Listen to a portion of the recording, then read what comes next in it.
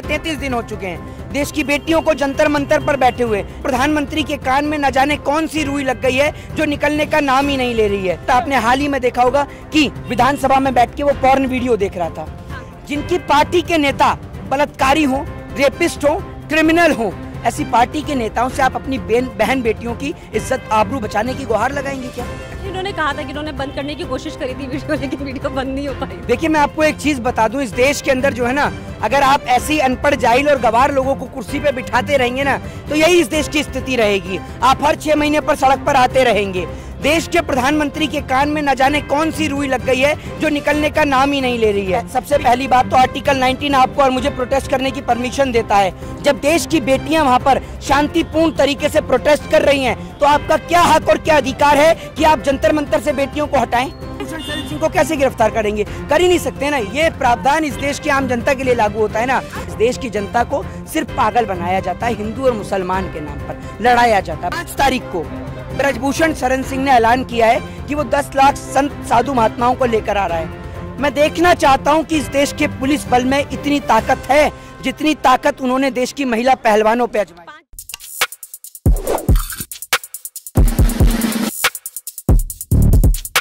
मौजूद हैं। विषय इस बात का है कि आज देश की पार्लियामेंट का, देश के प्रधानमंत्री जी उद्घाटन कर रहे हैं नई पार्लियामेंट का, और उस नई पार्लियामेंट के उद्घाटन के दिन देश के प्रधानमंत्री ने एक बात कही कि ये दिन देश के लोग नहीं भूल पाएंगे। बिल्कुल ये दिन देश के लोग नहीं भूल पाएंगे, क्योंकि जो देश की बेटियां भारत देश के लिए गोल्ड लेकर आती हैं, भारत देश का सम्मान और भारत देश का गौरव और भारत देश के तिरंगे की शान को ऊंचा करने का काम करती हैं, देश की सरकार ने उनका लहू बहाकर, उनका खून बहाकर ये दिखा दिया कि अगर आप इस देश के लिए अच्छा करोगे तो हम आपके साथ बुरा करेंगे। जिस बॉर्डर पे आप और हम खड़े हैं, इसी बॉर्डर पर 13 महीने किसानों ने अपना समय बिताया और तब जाकर इस देश की अहंकार सरकार को झुकाने का काम किया। और आज वापस से इस देश के किसान देश की बेटियों के सम्मान में यहाँ पर आ चुके हैं।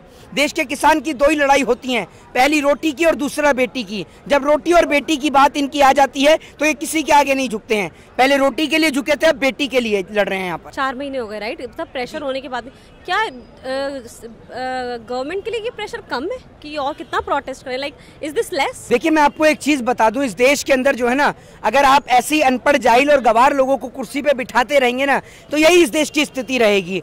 पिछले 3 महीने से देश के प्रधानमंत्री नहीं सुन रहे हैं, फिर उसके बाद 1 महीना भी हो चुका है, 33 दिन हो चुके हैं देश की बेटियों को जंतर मंतर पर बैठे हुए। लेकिन मजाल है देश के प्रधानमंत्री के कान में जो रुई लगी हुई है वो बाहर निकल जाए। अब लोग कह रहे हैं कि भैया इन्होंने पार्लियामेंट का दिन ही क्यों चुना जिस दिन पार्लियामेंट का उद्घाटन हो रहा है। कोई सवाल का जवाब दे कि जो बेटियां 33 दिन से सड़क पर बैठी हैं, जब देश के प्रधानमंत्री उनकी आवाज को नहीं सुन रहे, तो यही दिन एक अहम होता है, यही दिन एक विशेष होता है जब प्रधानमंत्री देश के अंदर हैं। वरना हमारे प्रधानमंत्री हमारे देश में तो टिकते ही नहीं है, विदेश में ज्यादा टिकते हैं। कौन से लॉज यहाँ पे उनकी डिसरिस्पेक्ट हो रही है? लाइक कौन से लॉज हैं जो हमारी गवर्नमेंट को फॉलो करने चाहिए लेकिन हो नहीं रहे? आप मुझे बताइए, सबसे पहली बात तो आर्टिकल 19 आपको और मुझे प्रोटेस्ट करने की परमिशन देता है। आर्टिकल 19 का ये सरेआम उल्लंघन कर रहे हैं। जब देश की बेटियां वहां पर शांतिपूर्ण तरीके से प्रोटेस्ट कर रही हैं, तो आपका क्या हक और क्या अधिकार है कि आप जंतर मंतर से बेटियों को हटाएं? प्रोटेस्ट में लोगों को इसलिए उठा रहे हैं ताकि प्रोटेस्ट ज्यादा बड़ा ना हो सके।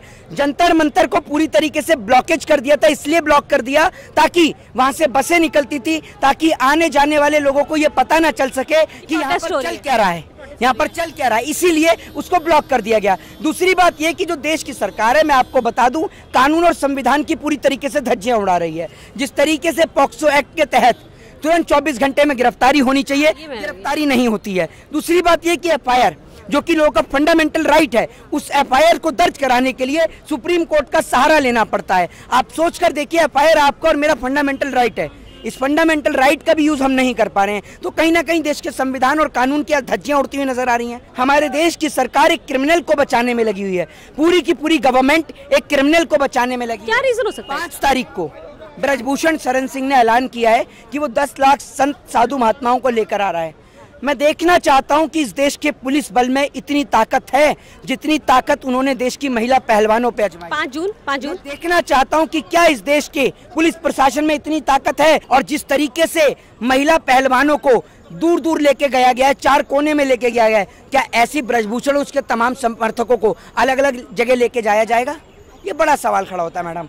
5 जून एक देश में 2 व्यक्तियों के लिए अलग अलग कानून कैसे हो सकता है एक ही केस में? कंफ्यूजन हो जाएगा लोगों को।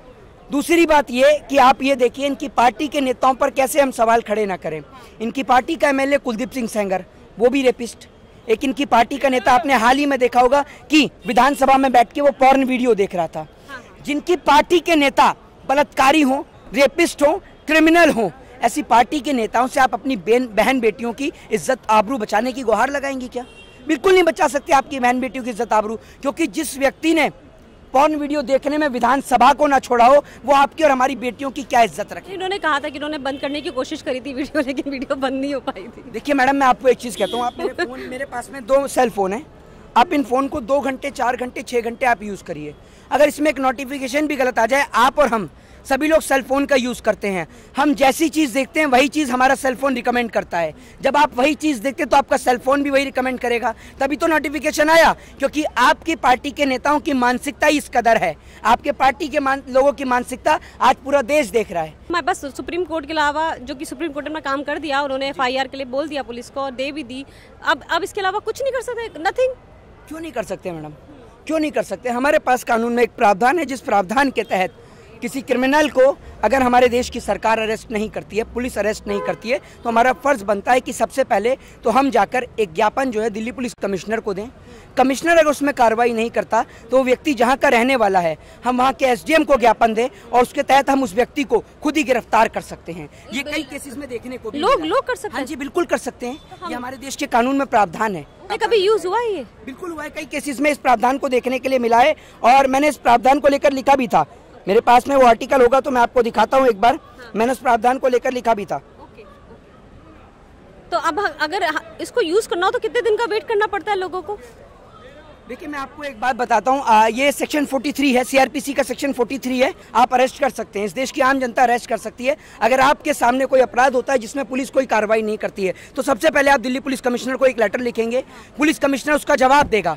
अगर पुलिस कमिश्नर के जवाब से आप सेटिस्फाई नहीं होते हैं और आपको लगता है कि वो अपराध हुआ है, फिर उसके बाद आप वहाँ के SDM को देंगे। आपका SDM आपको सिक्योरिटी प्रोवाइड करवाएगा ताकि कोई किसी प्रकार का हंगामा खड़ा ना हो और उसको अरेस्ट करेगा। रेसर्स ने अभी तक ये नहीं करा है या वो वेट कर रहे हैं?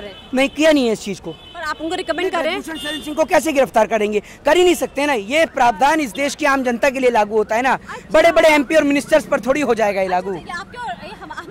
ये हमारे लिए है, इस देश की गरीब जनता के लिए। अगर ब्रजभूषण शरण सिंह की जगह पर अगर ब्रजभूषण खान होता तो अब तक अरेस्ट हो चुका था, ये बात तय है। अभी तो वो देश की बेटियां कहाँ हैं? अब तो मोदी जी के खिलाफ बैठी हैं, अब तो देशद्रोही हो गई, पाकिस्तानी हो गई। मोदी जी के खिलाफ तो नहीं हो गई, खालिस्तानी हो गई। मोदी जी का मतलब ये है कि मोदी जी की पार्टी के नेता के खिलाफ। हाँ, पार्टी का क्या होता है, एक इंसान के खिलाफ है वो उनकी पार्टी के नेता है, वो दूसरी बात है। और आप तमाम मंत्रियों को तो देखती हैं जो महिला मंत्री बनकर बैठी हुई हैं, वो तो बोलेंगी ही नहीं, क्योंकि जब उनकी बेटी के बाहर के मुद्दे को उठाया जाता है तब स्मृति ईरानी बोलती हैं। देश की बेटियों के लिए स्मृति ईरानी नहीं बोलती हैं, जीरो एकदम उनका। और मोहित, थैंक यू सो मच हमें इस नए प्रावधान के बारे में बताने के लिए, जो उन पे लागू नहीं हो सकता है, जो सिर्फ हम पे लागू हो सकता है। नहीं, लागू तो सब चीज पर हो सकता है मैडम। अगर इस देश की सरकार लागू कराना चाहे तो लागू हो सकता है। लागू क्या, इसमें एक और प्रावधान है, नार्को टेस्ट करा लीजिए। नार्को टेस्ट के लिए चल रहा है ना? कब हो रहा है वो? कुछ पता है? कुछ हमें पता है? मैडम, इस देश के अंदर ना सिर्फ ब्रजभूषण सिंह जो ना बड़े बड़े बतौले करा, उसने कहा कि प्रधानमंत्री कह दे तो मैं कल इस्तीफा दे दूं, प्रधानमंत्री कह दे तो प्रधानमंत्री के ऊपर हर चीज को लेके कह रहे हैं। प्रधानमंत्री तो मुझसे बोलने को तैयार नहीं है। प्रधानमंत्री इसी सब बीच के दौरान जब देश की बेटियां कैंडल मार्च कर रही थी देश के इंडिया गेट पर, तब देश के प्रधानमंत्री जी, उस वक्त देश के प्रधानमंत्री जी जापान में थे, ऑस्ट्रेलिया में थे, बिजी। और जब देश के प्रधानमंत्री ऑस्ट्रेलिया से लौटते हैं तो खबर आपके और हमारे तक दोनों तक पहुंच गई कि 5 राज्यों के बच्चों के एडमिशन पर प्रतिबंध लग गया है, जिसमें जम्मू कश्मीर, पंजाब, उत्तर प्रदेश, उत्तराखंड और हरियाणा शामिल है। आप सोच लीजिए। नहीं, मुझे ये वाली बात नहीं पता, तो मैंने आपको बता दिया, इसीलिए कोई नहीं बताएगा आपको। कहाँ पे एडमिशन नहीं ले सकते? गोदी मीडिया ना, इस देश की गोदी मीडिया मोदी जी क्या करते हैं, क्या खाते हैं, क्या पीते हैं, कब सोते हैं, कब उठते हैं, कब बैठते हैं, वो दिखाती है। ये कहाँ पे नहीं मिल सकता इनको एडमिशन? आप इसको पढ़ेंगे ऑनलाइन, सब जो जितने भी सोशल मीडियाज हैं उन पे अवेलेबल है ये खबर। हाँ, मैंने इस पे पूरी एक वीडियो भी डाल रखी है मैडम बना के। जी, पूरी तरीके से विफल है। इस देश की जनता को सिर्फ पागल बनाया जाता है, हिंदू और मुसलमान के नाम पर लड़ाया जाता है, बाकी इस देश के अंदर कोई भी चीज़ पे इम्प्लीमेंट नहीं होता है। ये सिर्फ लोगों को आपको कागज पर देखने को मिलेंगी, ये एडवर्टाइजमेंट के तौर पर। शुक्रिया। Thank you so much.